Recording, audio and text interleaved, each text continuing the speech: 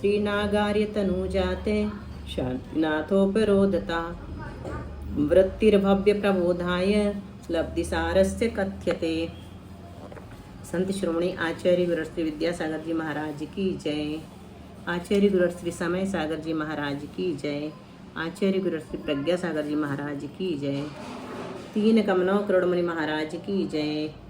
संपूर्ण आरिका माता जी की जय। आरिका श्री 105 चिंतनमती माता जी की जय। द्वादशांग जनवाणी माता की जय। आचार्य नेमिचंद्र सिद्धांत चक्रवर्ती महाराज की जय। गाथा नंबर 75। पड़ी समय मसंक गुणम दव्वम संकमदि अपसथाणम बंधुज्य पैडीनम बंधंतस जादि पैडीसु।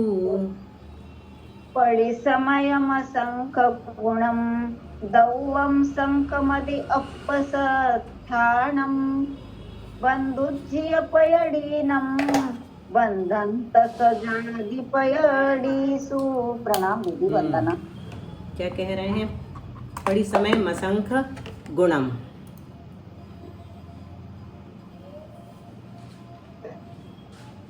अपसत्थाणम बंधुज्य पैढ़ीणम। अपसत्थाणम यानी अप्रशस्त, बंधुज्य यानी बंध रहित, पैढ़ीणम यानी प्रकृतियों का। पहली बात तो क्या होना चाहिए? बंध रहित होना चाहिए, उनका बंध नहीं होना चाहिए। दूसरी शर्त क्या है? अप्रशस्त प्रकृति होना चाहिए। ऐसी प्रकृतियों का द्रव्य, दव्वम यानी द्रव्य, पड़ी समयम असंख्य गुणम, प्रत्येक समय में असंख्यात गुणित रूप से बंधंत बांधी जाने वाली सजादी यानी स्वजातीय प्रकृतियों में संक्रमित होता है। अभी हमने क्या पढ़ा? अपकर्षण, फिर उत्कर्षण, अब संक्रमण के बारे में बता रहे हैं। तो अपूर्वकरण के 4 आवश्यक कार्य हैं। कौन कौन से?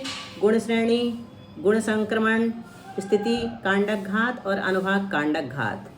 तो जिनमें से हमने गुण श्रेणी पढ़ ली है, अब गुण संक्रमण पढ़ रहे हैं। उत्कर्षण और अपकर्षण इसलिए यहाँ बीच में बताया क्योंकि बिना अपकर्षण और उत्कर्षण कराए ये प्रक्रिया हो नहीं सकती। गुण श्रेणी आदि की रचना, उनमें द्रव्य देना, तो वो सब हमने देखा। अब यहाँ पर बताते हैं कि संक्रमण क्या है। गुण संक्रमण उसकी शर्तें हैं जिनका बंध नहीं हो रहा। सत्ता में स्थित ऐसी पाप प्रकृतियों का, इसमें 2 शर्तें आ गई एक वाक्य में। कौन कौन सी 2 शर्तें? एक तो उनका बंध नहीं होना चाहिए। बंध हो रहा होगा तो संक्रमित हम करते जाएंगे, एक साइड से द्रव्य दूसरे साइड से आता जाएगा, तो कोई फायदा नहीं है। तो ऐसी पाप प्रकृति हो, एक तो पाप प्रकृति होना चाहिए, दूसरा उनका बंध नहीं होना चाहिए। और प्रति समय कितना होगा? असंख्यात गुणा। असंख्यात गुणा होगा तब उसको गुण संक्रमण कहेंगे, नहीं तो गुण संक्रमण नहीं कहलाएगा, संक्रमण बस कहलाएगा। संक्रमण अलग चीज़ है और गुण संक्रमण अलग चीज़ है ना। संक्रमण कई प्रकार का होता है, 5 प्रकार का होता है। उद्वेलना संक्रमण, विद्यात संक्रमण, अध प्रवर्तकरण संक्रमण, अध प्रवर्त संक्रमण और गुण संक्रमण और सर्व संक्रमण। ऐसे 5 प्रकार के संक्रमण हम लोग पढ़ेंगे। तो ये कैसा होता है? प्रति समय असंख्यात गुना होता है। वर्तमान में बंधने वाली अन्य प्रकृति रूप होना गुण संक्रमण कहलाता है। जिनका बंध नहीं हो रहा, सत्ता में स्थित ऐसी पाप प्रकृतियों का प्रति समय असंख्यात गुणा, वर्तमान में बंधने वाली अन्य प्रकृति रूप होना। जिस रूप होगा वो उसका बंध होना चाहिए। जैसे साता वेदनी है, उसका बंध हो रहा है, और असाता वेदनी का बंध नहीं हो रहा। तो असाता वेदनी कौन सी प्रकृति है?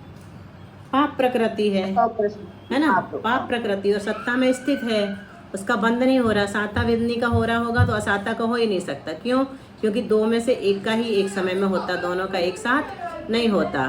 तो साता वेदनीय रूप जो है असाता वेदनीय संक्रमित हो जाएगी। अब अलग अलग वाक्यों में बता देते। गुण संक्रमण यानी एक कर्म का अन्य कर्म रूप होना। किन कर्मों का? उत्तर क्या है? अप्रशस्त कर्मों का। बंधने वालों का क्या? कि बिना बंधने वालों का, तो कहते नहीं, सत्ता के कर्मों का। कब होता है? प्रति समय होता है। कितना होता है? पहले समय से अगले समय असंख्यात गुणा। पहले समय से शुरू करके अगले समय असंख्यात गुणा होता है। गुण संक्रमण प्रथमोपसम सम्यक्त की प्राप्ति हेतु होने वाले अपूर्वकरण में गुण संक्रमण नहीं पाया जाता है। देखो हमने क्या कहा, सामान्य नियम क्या है, अपूर्वकरण के चार आवश्यक कार्य हैं, गुण श्रेणी, गुण संक्रमण और स्थिति कांडघात और अनुभाग कांडघात और अनुभाग हाँ, कांडघात। लेकिन एक और विशेषता यहाँ जोड़ दी कि यहाँ पर जो अपूर्वकरण है वो प्रथमोपसम सम्यक्त की प्राप्ति के लिए हो रहा है कि नहीं, और अपूर्वकरण जो है कई जगह होता है। तो प्रथमोपसम सम्यक्त की प्राप्ति के लिए होने वाले अपूर्वकरण में गुण संक्रमण नहीं पाया जाता है। अभी हम जो अपूर्वकरण पढ़ रहे हैं इसमें गुण संक्रमण नहीं होगा, लेकिन अपूर्वकरण में गुण संक्रमण होता है, इसलिए हमने उसकी परिभाषा यहाँ पढ़ ली है। प्रथमोपसम सम्यक्त की प्राप्ति होने पर प्रथम समय से शुरुआत करके, जब प्रथमोपसम सम्यक्त प्राप्त हो जाएगा हमें, है ना, कुछ दिनों में होने वाला है, तो प्रथम समय से शुरुआत करके विध्यात संक्रमण प्राप्त होने के पूर्व, पहले समय से शुरू करना है और कब तक जाना है, विध्यात संक्रमण प्राप्त होने के पूर्व समय तक मिथ्यात्व का गुण संक्रमण होता है। इससे मिथ्यात्व के द्रव्य को सम्यक मिथ्यात्व सम्यक्त रूप संक्रमित करता है। प्रथमोपसम सम्यक्त की प्राप्ति के बाद 3 टुकड़े होते हैं ना जब, तो मिथ्यात्व के द्रव्य को क्या करेगा, सम्यक मिथ्यात्व सम्यक्त रूप संक्रमित करेगा। आवाज़ बहुत आ रही है आज पीछे से ना, ये बच्चे लोग काम करने आ गए हैं सामने वाले के। अपने पूर्व स्वरूप को छोड़कर दूसरे स्वरूप को ग्रहण करता है, इस प्रकार संक्रमण का अर्थ है। डिस्टर्ब तो नहीं हो रहा पीछे की आवाज़ से? नहीं दीदी, डिस्टर्ब नहीं होता। पारुल दीदी का भी खुला है, वो भी म्यूट कर लेंगे पारुल दीदी। सभी मेरे यहाँ से कोई आवाज नहीं है आज, कोई भी। क्या? मेरे यहाँ से कोई भी आवाज नहीं है आज। कोई बात नहीं, कोई बात नहीं। यहीं से है, हमारे यहाँ से थी अभी।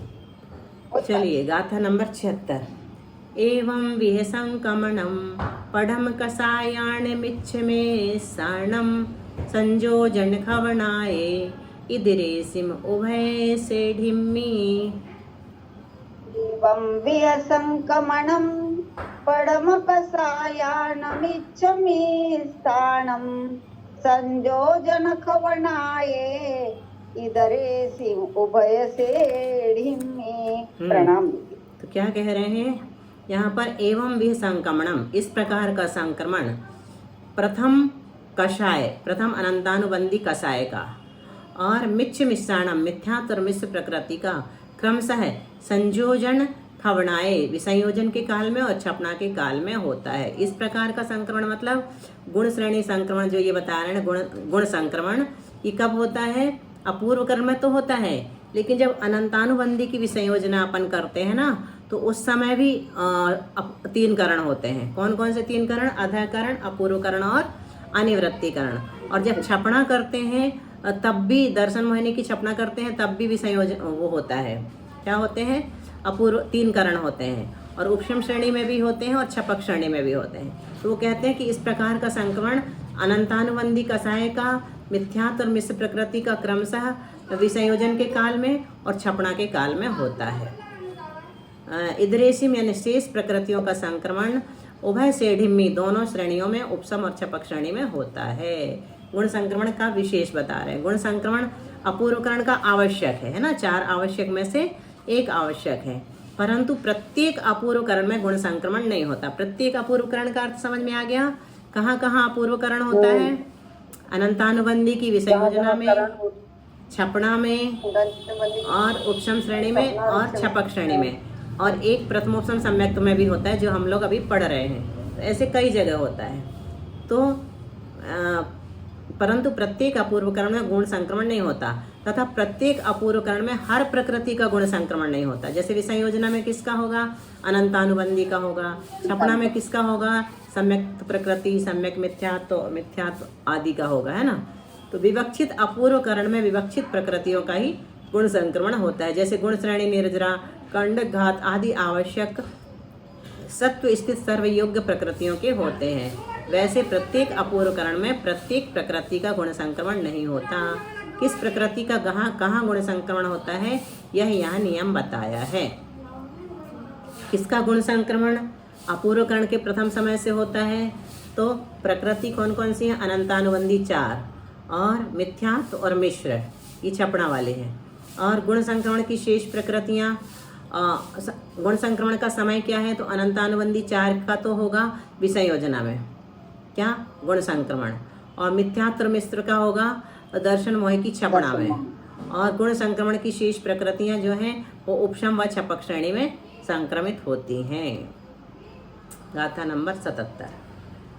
पढ़मम अवरवरठिदी खंडम पल्लस्य संख्य भागम तु सायर पुधत्तमेत्तम इति संख सहस्य खंडानि। पडमम् अवरवरठिदि खण्डं पल्लस्य शङ्खभागं तु सायरपुधत्तमित्तम् इति शङ्खसहस्र खण्डानि। बोलिए, सरोज जी कुछ बोल रही थी क्या? हाँ दीदी, हम ये पूछे थे दर्शन मोह की छपड़ा यानी छायिक सम्यक दर्शन प्राप्त हाँ, करते छायिक हैं। सम्यक दर्शन की प्राप्ति को ही कहते हैं छपना, है ना? ठीक है। पढ़मम अवरठिदि खंडम, प्रथम जघन्य स्थिति कांडक और उत्कृष्ट स्थिति कांडक। अवर वर, अवर यानी जघन्य, वर यानी उत्कृष्ट। पढ़मम यानी प्रथम, प्रथम जघन्य ठिदि खंडम, पढ़मम वर ठिदि खंडम, पहला जघन्य स्थिति कांडक और उत्कृष्ट स्थिति कांडक क्रम से। पल्लस्य संख भागम तु, पल्ल का संख्यात्व भाग और सायर पुधत्तमेत्तम, सागर पृथक्व मात्र होता है। मतलब जघन्य स्थिति कांडक कितना होता है? पल्ले का संख्यात्व भाग प्रमाण। और उत्कृष्ट स्थिति कांडक कितना होता है? तो पृथक्व सागर 707-8 सागर मात्र होता है। इस प्रकार संख सहस्र खंडानी, संख्यात 1000 स्थिति कांडक होते हैं। स्थिति कांडक घात के बारे में बता रहे हैं कि क्या है। अभी क्या बताया? संक्रमण। अब बताते हैं स्थिति कांडक घात। सत्ता में स्थित समस्त कर्मों की कुछ स्थिति हर अंतर मुहूर्त में नष्ट करना। सत्ता में जो स्थित कर्म हैं, उन कर्मों की जो स्थितियां हैं अलग अलग, उनकी कुछ स्थिति हर अंतर मुहूर्त में नष्ट करना। एक साथ पूरी नहीं करना, वो तो एक साथ एक बार करते हैं प्रायोग्य लब्धि में, है ना, अंतः कोड़ा कोड़ी कर लेते हैं। लेकिन यहाँ पर क्या कर रहे हैं? सब कर्मों की कुछ कुछ थोड़ी थोड़ी स्थिति हर अंतर मुहूर्त में नष्ट करना स्थिति कांडक घात कहलाता है। ये देखेंगे यहाँ स्थिति कांडक घात कैसे होता है। तो जितनी स्थिति नाश करनी है, अग्रभाग के उतने स्थिति के निषेकों को नीचे की स्थिति में दिया जाता है। यहाँ पर परमाणु नहीं देते, इसमें कांडक घात में सीधे निषेक ही उठा करके पूरे नष्ट कर देते हैं, नीचे पहुंचा देते हैं। और अपकर्षण उत्कर्षण में क्या करते हैं? निषेक नहीं जाते ऊपर नीचे, क्या जाते हैं? कर्म के परमाणु जाते हैं। ये बात इतना हमेशा ध्यान रखना, इतना अंतर है दोनों में। एक अंतर मुहूर्त में सारे निषेकों को नीचे देकर ऊपर की स्थिति समाप्त हो जाती है। जैसे यहाँ से उठाया, यहाँ भी दे दिया, यहाँ भी दे दिया, यहाँ भी दे दिया, यहाँ भी दे दिया, इस यहाँ से यहाँ तक की क्या स्क्रीन में नहीं दिख रहा। किस किस को नहीं दिख रहा? दीदी दिख रहा, बढ़िया, बहुत अच्छे से दिख रहा है हमको। चलो ठीक है, तो अपना सुधार लो। स्थिति घटाकर निषेकों को नीचे की स्थिति में लाना, यहाँ ला रहे, देखो बहुत अच्छे तरीके से समझ में जाएगा। प्रथम अंतर मुहूर्त में क्या करता है? जैसे 10,000 वर्ष की स्थिति है, तो इसको क्या किया? यहाँ से इतने निषेकों को उठाया और नीचे यहाँ पहुँचा दिया, यहाँ पहुँचा दिया। तो अब ये कितना बचा? इतना बचा। कम दिख रहा है? इससे कम ये दिख रहा है, इतने घट गए, है ना। अब इसके हमने 5 वर्ष के अंतर मुहूर्त, 5 वर्ष के निषेक उठाए और यहाँ नीचे पहुँचा दिए। तो अब ये स्थिति कितनी बची? इतनी बची, ये घट के 9,990 बची। पहले वाले समय में, पहले वाले अंतर मुहूर्त में 9,995, दूसरे अंतर मुहूर्त में 9,990, फिर 5 वर्ष के निषेक को उठाया और नीचे शिफ्ट कर दिया। तो ये कितनी स्थिति बची? 9,985। फिर चौथे अंतर मुहूर्त में फिर से 5 वर्ष के निषेक काटे, यहाँ से घात किया और नीचे क्षिप्त कर दिया, निक्षेपित कर दिया। तो ये स्थिति इतनी बची। तो ऐसे 9,980 बच गई। अब 5वें अंतर, ऐसे संख्यात अंतर मुहूर्त तक ये काम हो सकता है। बहुत सारे अंतर मुहूर्त तक घटते घटते स्थिति एक लिमिट रहती है उसकी भी, है ना। स्थिति कांडक घात, इसका काल कितना होता है ये बताते हैं। असंख्यात अंतर मुहूर्त में कितना समय होता है? असंख्यात समय होते हैं। आवली में भी असंख्यात समय होते हैं, अंतर मुहूर्त में भी, लेकिन आवली के फिक्स कर दिए, जघन्य युक्त असंख्यात प्रमाण, है ना। अंतर मुहूर्त के फिक्स नहीं किए, उससे बहुत ज़्यादा होते हैं, असंख्यात गुणे ज़्यादा। तो स्थिति कांडकोत्कीर्ण काल, मतलब स्थिति कांडक घात का काल। कांडकोत्कीर्ण नया शब्द डाल दिया है, लेकिन इसका अर्थ क्या है? कांडक घात ही है। स्थिति कांडक घात का काल कितना है? तो जितना समय एक कांडक की स्थिति को घातने में लगता है उसे स्थिति कांडकोत्कीर्ण काल कहते हैं। एक कांडक की स्थिति को घातने में जितना समय लगता है यह कितना है, तो अंतर्मुहूर्त प्रमाण होता है। स्थिति कांडक आयाम, जितनी स्थिति घात के लिए ग्रहण की जाती है उसे स्थिति कांडक आयाम कहते हैं। जैसे ये इतनी स्थिति उठाई और इसको घात के लिए ग्रहण किया तो ये क्या कहलाएगा, स्थिति कांडक का आयाम कहलाएगा। मान लीजिए इसमें 50 निषेक हैं तो 50 निषेकों को हम एक स्थिति कांडक का आयाम कहेंगे। जितनी स्थिति घात के लिए ग्रहण की जाती है उसे स्थिति कांडक आयाम कहते हैं। जैसे जघन्य कांडक आयाम कितना बताया, पल्लवटे संख्यात है, और उत्कृष्ट कांडक आयाम सागर पृथक्त है, मतलब 7-8 सागर है। जघन्य तो पल्लवटे संख्यात, पल्लवटे संख्यात कैसे लिखेंगे पता है ना आप लोगों को, लिख के बताओ। हम लिख रहे हैं यहाँ, क्या लिखें पहले, ए टाइप का लिखिए। ए नहीं, ये संख्यात कहलाता है, असंख्यात, ये संख्यात कहलाता है, ये असंख्यात कहलाता है ना। ये पल्लवटे संख्यात, दो बोल सकते हैं। दो जैसा रहता है, ये ऐसे भी लिखते हैं कई जगह, परंतु इसको दो नहीं बोल सकते, इसको संख्यात ही बोलते हैं, क्योंकि संख्यात का याद प्रमाण करने के लिए दीदी, नहीं, संख्यात का प्रमाण वैसे भी 4 लेते हैं। इसको याद नहीं करना, इसको प्रैक्टिस करना लिखने की, कि जहाँ पर भी ऐसा लिखा हुआ दिखेगा उसको आप संख्यात पढ़ेंगे। स्थिति कांडक घात विशेष, एक स्थिति खंडन में अंतर्मुहूर्त काल लगता है। आयु को छोड़ करके शेष सारे कर्मों की स्थिति का खंडन किया जा सकता है, घात किया जाता है, आयु का नहीं होता स्थिति कांडक घात। क्यों नहीं होता, क्योंकि देखो स्थिति कांडक घात मतलब आयु को घटाना, तो हमने जो आयु बांध रखी है वो वाली आयु हम थोड़ी घटा सकते हैं। जिस समय हम आयु का बंद कर रहे हैं अगले जन्म की, उसको तो हम घटा बढ़ा सकते हैं अगर अगला अपकर्ष काल आता है तो। जैसे अभी हमने इस अपकर्ष काल में अगले भाव की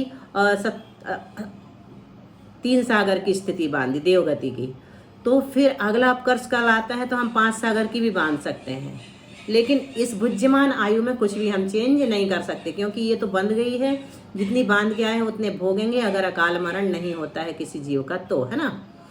तो एक करण में संख्यात 1000 बार स्थिति कांडक घात होते हैं। कितने, एक करण में कितने हो जाते हैं, संख्यात 1000 बार। और एक करण में कितना समय होता है, एक करण का समय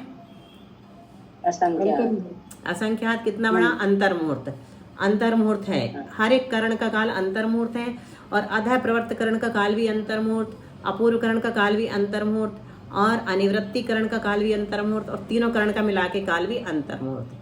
ऐसे स्थिति कांडक घात के द्वारा स्थिति सत्व अपूर्व करण के प्रारंभ से अंत में संख्यात गुणा कम हो जाता है। स्थिति सत्व कितना कम हो जाएगा, स्थिति कांडक घात करते चले जाएंगे तो संख्यात गुणा कम हो जाएगा। ये जो यहाँ हुआ है ना इतना, ये संख्यात गुणा कम हो गया 5-5 करके। यहाँ 5 वर्ष घटाए, यहाँ 5 वर्ष घटाए, फिर 5 वर्ष घटाए, तो 5वें अंतर्मुहूर्त में ही इतना घट गया, और पूरे अंतर्मुहूर्त में संख्यात गुणा कम हो जाएगा। अब जघन्य स्थिति कांडक आयाम कितना बताया, पावटे संख्यात यानी पल्लवटे संख्यात। उत्कृष्ट स्थिति कांडक आयाम कितना बताया, सागरोपम पृथक्त्व मात्र, मतलब 7-8 सागर लेना, यहाँ 700-800 नहीं लेना। अपन वहाँ पर प्रायोगिक अवधि में कितना घटा रहे थे, 700-800, वहाँ 100 भी जुड़ा था। यहाँ पर सागरोपम अकेला है, 100 नहीं, 7 नहीं लिखा। सागरोपम शत पृथक्त्व होता तो 700-800 लेते है ना, यहाँ पर सिर्फ सागरोपम पृथक्त्व है, मतलब 7-8 सागर। ऐसा अंतर क्यों होता है, उन्होंने पूछा, किसी ने प्रश्न किया, तो कहते हैं जीवों की स्थिति सत्व में भिन्नता होने के कारण कांडक भी छोटा बड़ा हो जाता है। सबसे छोटा कितना है, पल्लवटे संख्यात, सबसे बड़ा कितना है, 7-8 सागर। तो प्रश्न उठा कि ऐसा अंतर क्यों है, तो कहते हैं सत्व में भिन्नता है ना। यदि स्थिति सत्व अधिक है तो कांडक भी बड़ा होगा, यदि स्थिति सत्व कम है तो कांडक छोटा होगा। लेकिन अगला प्रश्न उठता है कि अधः प्रवर्त करण से ही सभी जीवों का स्थिति सत्व कितना कर दिया, अंतः कोड़ा कोड़ी सागर प्रमाण कर दिया, तो भिन्न भिन्न सत्व कैसे संभव है। इसका उत्तर देते हैं कि अंतः कोड़ा कोड़ी सागर के भी असंख्यात प्रकार हैं। अंतः कोड़ा कोड़ी सागर में कितने वर्ष हो जाते हैं, असंख्यात वर्ष हो जाते हैं, और उसके भी असंख्यात ही प्रकार बनेंगे ना, फिर असंख्यात वर्ष हैं तो। इसलिए अंतः कोड़ा कोड़ी सागर होने पर भी सबका एक जैसा अंतः कोड़ा कोड़ी सागर प्रमाण सत्व नहीं है। किसी का जघन्य यानी यहाँ के योग्य अंतः कोड़ा कोड़ी सागर सत्व है, किसी के उत्कृष्ट अंतः कोड़ा कोड़ी सागर सत्व है। कोई जीव पूर्व में ही विशुद्धि के कारण कम स्थिति बंद करता हुआ हीन सत्व वाला था। ज़्यादा विशुद्धि जिसकी रहती है वो कम स्थिति बंद करता है, कम स्थिति बंद करेगा तो सत्ता में भी कम रहेगा, स्थिति कम रहेगी। और कोई अन्य जीव जो है वो संक्लेश के कारण अधिक स्थिति बंद करता है तो उसका सत्व कितना होगा, अधिक होगा। इन जीवों को अपूर्वकरण की प्राप्ति होने पर भिन्न सत्व के कारण भिन्न कांडक होते हैं। अब ये बता रहे हैं कांडक के प्रकार, स्थितियों के प्रकार असंख्यात हैं और कांडक के प्रकार भी असंख्यात हैं। स्थितियों के प्रकार समझ में आ गए ना कैसे? जैसे अपन ने कितनी निकाली थी, अंतः कोड़ा कोड़ी सागर ले लो, तो ये 1 से लेकर के अंतः कोड़ा कोड़ी सागर तक जितने समय हैं उतने स्थिति के प्रकार कहलाते हैं। जितने समय होते हैं उतने स्थिति के प्रकार हो जाते हैं। ठीक है, तो संभव स्थितियां कितनी बनती हैं? जघन्य अंतः कोटा कोटि सागर से उत्कृष्ट अंतः कोटा कोटि सागर तक, इतनी तक स्थिति बन सकती हैं नाना जीवों की अपेक्षा। किसी की जघन्य अंतः कोटा कोटि सागर है, किसी की मध्यम कोटा कोटि सागर हो, किसी की उत्कृष्ट कोटा कोटि सागर है। मध्यम के कितने भेद हो जाएंगे? असंख्यात भेद हो जाएंगे। संख्यात सागर कितने का है? संख्यात सागर बराबर संख्यात पल्ले लेना। यहाँ पर सर्वकांडक कैसे निकालते हैं? सर्वकांडक तो उत्कृष्ट कांडक में से जघन्य कांडक घटा दो और 1 जोड़ दो तो जघन्य सर्वकांडक निकल आते हैं। सारे कांडकों की संख्या निकल के आ जाती है। सागर पृथक्त्व में से पल्लवटी संख्यात घटाओ और 1 जोड़ दो तो एक भेद ये बन जाएगा। और संख्यात पल्ले में से पल्लवटी संख्यात घटाओ और 1 जोड़ दो।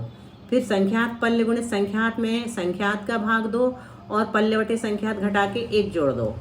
फिर संख्यात पल्ले में संख्यात ऋण पल्ले का गुणा करो और संख्यात का भाग दे दो और 1 जोड़ दो। फिर ये सब इतने भेद बन सकते हैं स्थितियों के, ऐसा बता रहे हैं। फिर पल्ले में क्या किया? संख्यात गुणित संख्यात ऋण 1 का गुणा किया और संख्यात का भाग दे दिया और 1 जोड़ दिया। तो समदृष्टि में पढ़ो, कोई पढ़ेगा ये क्या लिखा है? सरोज भाभी आप अभी बता रही थी दूनी 2। हाँ दीदी पढ़ो। दीदी कौन सा वाला पढ़ना है? ये जहाँ हम एरो कर रहे हैं, कर्सर है संदृष्टि में, संदृष्टि में लिखा हुआ है। संदृष्टि में पढ़िए आप ही पढ़ लीजिए। हाँ चलो, कौन पढ़ रहा? जल्दी से पढ़ो, टाइम कम।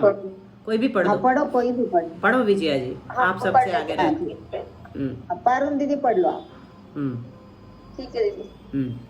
पल्ले बटे संख्यात गुना ब्रैकेट में संख्यात गुणा संख्यात -1 ब्रैकेट बंद धन 1। हाँ, ये असंख्यात प्रकार के कांडक हैं, ये बता दिया यहाँ पर थोड़े से शब्दों में। अनेकों प्रकार की स्थिति के लिए एक ही प्रकार का कांडक होता है, वह इस प्रकार से। सब जगह यहाँ संख्यात, हाँ सब जगह संख्यात, असंख्यात नहीं है। नहीं, संख्यात है, संख्यात ही है। पल्य गुणित संख्यात ऋण 1 बटे संख्यात धन 1 संख्यात कांडक, एक कांडक संख्यात पल्य प्रमाण स्थिति के लिए होते हैं। इतने कांडक संख्यात पल्य प्रमाण स्थिति के लिए होते हैं। ये त्रैराशिक निकाल रहे हैं। त्रैराशिक अच्छे से समझ में आ गया अब तक आप लोगों को? त्रैराशिक किसे कहते हैं? किसे कहते हैं त्रैराशिक? हिंदी में बताओ, अपने गणित में, लौकिक गणित में। अगर एक केला 5 रुपए का है तो 12 केले कितने के होंगे? 12 केले 60 रुपए के जबकि वाला है ना, तो यहाँ पर जबकि वाले गणित को त्रैराशिक कहते हैं। अब जैसे जबकि, इसी को चूकी जमाना कहते हैं। चूकी और जबकि का एक ही अर्थ है। हम लोग के गांव में जबकि कहा करते हैं। जबकि 50 रुपए में 5 नींबू आते हैं तो 10 रुपए में कितने आएंगे, है ना? ऐसा। तो जबकि के पास की संख्या नीचे चली जाती है, तो 10 गुणित 5 बटे 50। अब काट दिया, 10 से 50 को काट दिया 5 और 5 से 5 को काट दिया 1, तो 1 ही आएगा। 10 रुपये में 1 नींबू आएगा। ये ऐसे हल निकलता है। तो यहाँ पर ये त्रैराशिक कर रहे हैं। क्या कर रहे हैं? यदि पल्य गुणित संख्यात ऋण 1 बटे संख्यात +1 कांडक संख्यात पल्य प्रमाण स्थिति के लिए होते हैं, ठीक है, तो एक कांडक कितनी स्थिति के लिए होता है। तो यहाँ पर क्या किया, संख्यात पल्य, ये वाला संख्यात पल्य प्रमाण स्थिति के लिए होते हैं, इसको रखा ऊपर और जबकि के पास की संख्या को नीचे कर दिया। पल्य गुणित संख्यात ऋण 1 बटे संख्यात धन 1, इसको नीचे कर दिया और गुणा में एक ही है तो उसको नहीं लिखा। बराबर कितना निकल के आ गया, संख्यात निकल करके आ गया। अर्थात संख्यात स्थितियों के लिए एक प्रकार का कांडक है, एक प्रकार का कांडक होता है। उदाहरण में देख लो, जघन स्थिति बराबर 50 समय, उत्कृष्ट स्थिति बराबर 64 समय। तो स्थितियों के प्रकार, उत्कृष्ट स्थिति ऋण जघन, कभी भी स्थितियों के भेद निकालना है अपने को तो क्या करते हैं, उत्कृष्ट स्थिति में से जघन स्थिति को घटा देते हैं और एक जोड़ देते हैं हमेशा।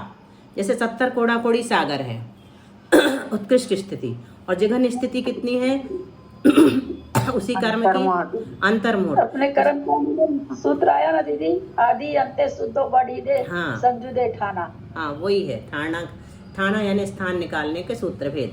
तो उत्कृष्ट स्थिति यहाँ पर 64 बताई, उसमें से 50 घटा दिया जघन स्थिति और एक जोड़ दिया तो आ गया 15, ऐसे निकाल लेते हैं। दीदी ये हमें हर जगह एक एक क्यों जोड़ा जाता है? क्योंकि ये एक छूट जाता है ना, अपन ने घटा दिया जघन्य को पूरा, लेकिन वो भी तो स्थिति का भेद है तो उसको तो लेना ही पड़ेगा अपने को, है ना। हमने घटा दिया जघन्य स्थिति अंतः कोड़ा कोड़ी सागर पूरी या अंतर्मुहूर्त, लेकिन उसको घटा दिया तो एक भेद वो भी चला गया हमारा जिसको घटाया है, तो उसको फिर से जोड़ देते हैं। कांडक का आयाम, जघन्य कांडक का आयाम लिया 5 समय, उत्कृष्ट कांडक का आयाम लिया 9 समय। कांडक के प्रकार, उत्कृष्ट कांडक ऋण जघन्य कांडक धन 1, तो 9 ऋण 5 धन 1 बराबर 5 हो गया। जैसे यहाँ पर लो आप 10 उत्कृष्ट स्थिति है और जघन्य स्थिति 2 है, तो क्या 10 में से 2 गए 8, धन 1 बराबर 9 बन जाएंगे। इसके भेद 2 से लेकर के 10 तक जब आप जोड़ोगे ना तो 9 ही निकलेंगे। 2 3 4 5 6 7 8 9 ऐसे 10 9 भेद आते हैं, 2 को अपन छोड़ नहीं सकते।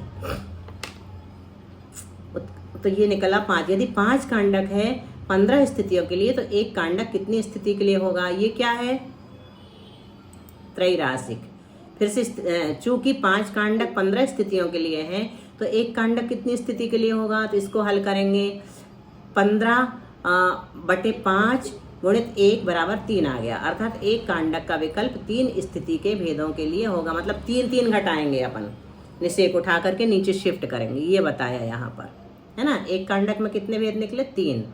तो स्थिति भेद, कांडक का आयाम, स्थिति भेद तो 3 है, मतलब 3 निषेक पकड़ेंगे, और कांडक का आयाम कितना है 5, अंतर्मुहूर्त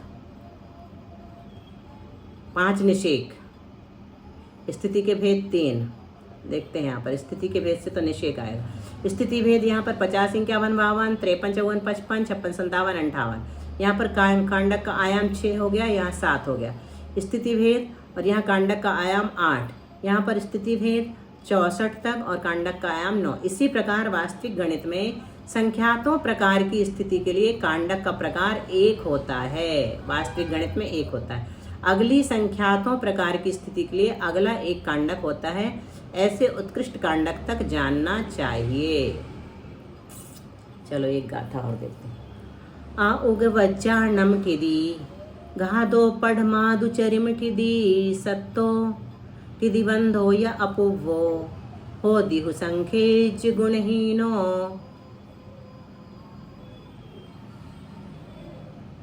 आ गए विजया जी, फोन आ गया क्या? पढ़ लो पारुल। आउग बचाणम किदी खादो पढ़ मादु चित्तर में किदी सत्तो बंदो अपोवे होदीहु संखेज गुणहीनो। अपूर्वे यानी अपूर्व कर्ण में, आउग वज्जाणम आयु को छोड़कर शेष कर्मों का, पढ़ मादु यानी प्रथम से, प्रथम स्थिति घात स्थिति सत्व स्थिति बंध से, चरम खिदि सत्तो खिदि घादोय खिदि बंधो, अंतिम स्थिति सत्व स्थिति घात और स्थिति बंध, संखेज गुणहीनो संख्यात गुणा कम हो दीहु होता है। क्या बताया यहाँ पर? अपूर्व करण के प्रारंभ एवं अंत में पाया जाने वाला स्थिति घात, स्थिति सत्व और स्थिति बंध। स्थिति कांडक आयाम, स्थिति घात, स्थिति सत्व, स्थिति बंध। प्रारंभ में कितना है? पल्य बटे संख्यात है, और अंत में कितना है? पल्य बटे संख्यात गुणित संख्यात। कौन सा छोटा है इसमें, कौन सा बड़ा है इन दोनों में?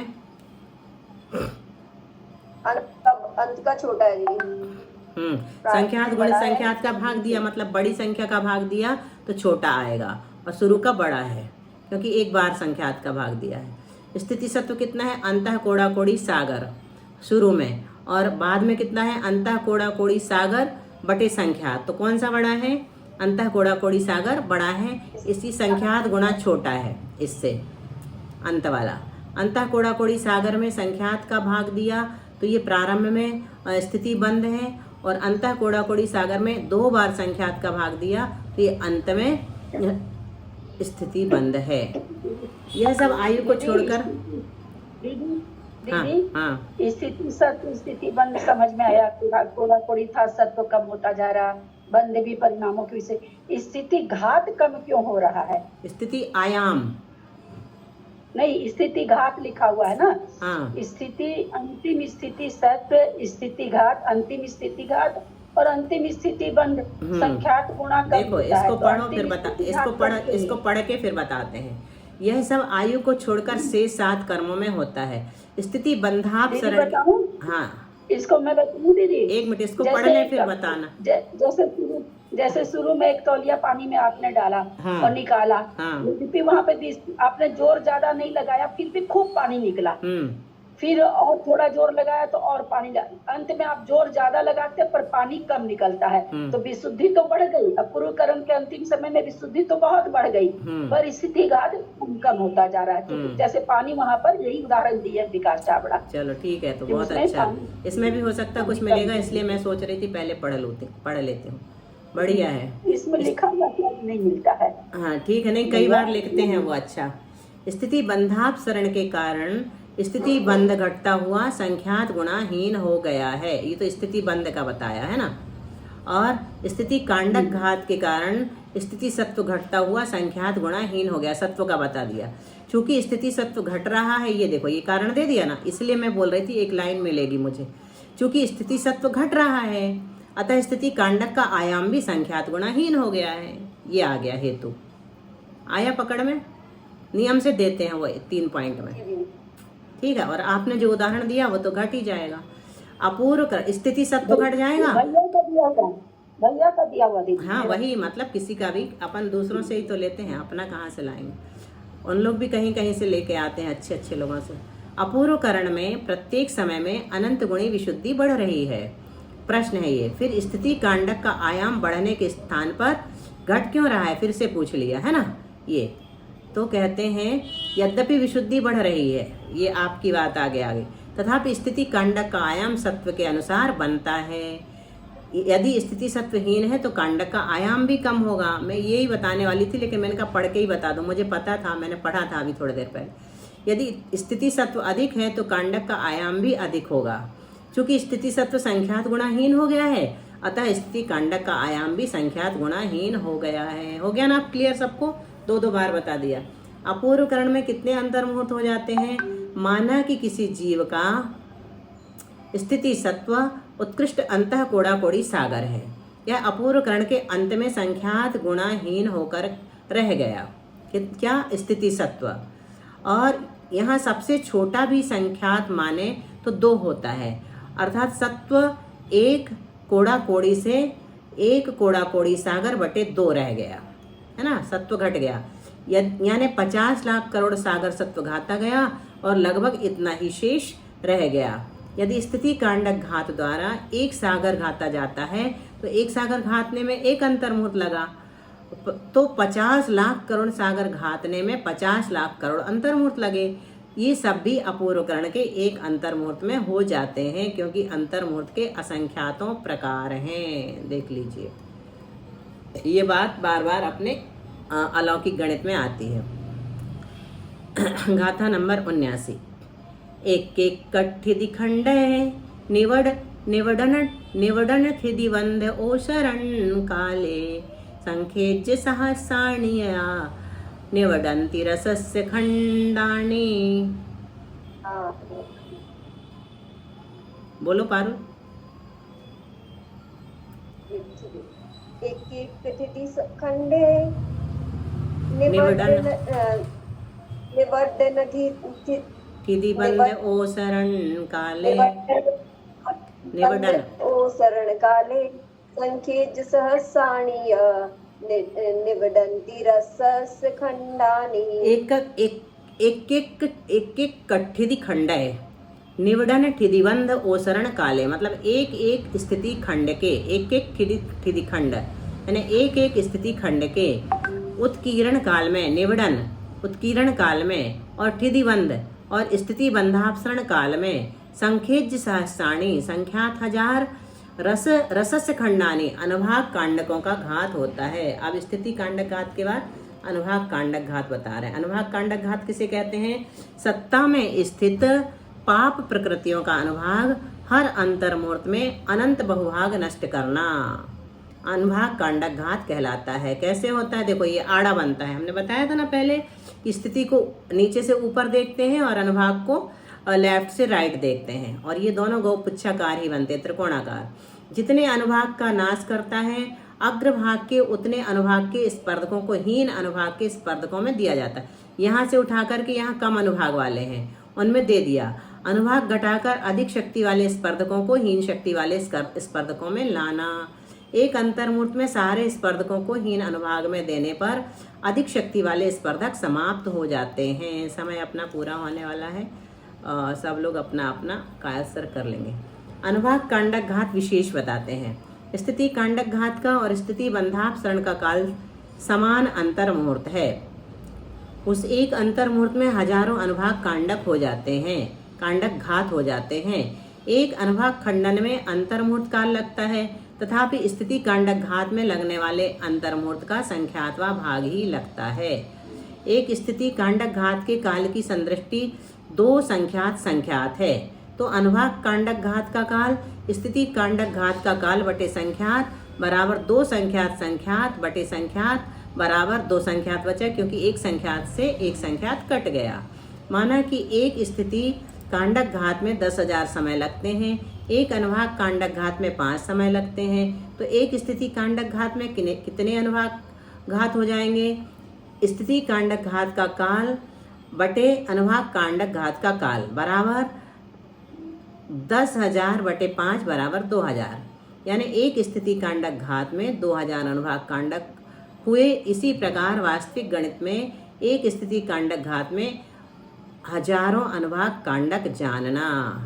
अब गाथा नंबर 80 से कल देखते हैं। निर्वाणी स्तुति। वाणी जिनेन्द्र कथिता दुख हारिणी है, संत्रस्त भव्य जन को सुखदायिनी है। तेरा करूं स्तवन में ऐ अम्बे देवी, तो शीघ्र ही बन सकूं निज आत्मसेवी। हे शारदे अब कृपा कर दे जरा, तो तेरा उपासक खड़ा भव से डरा जो।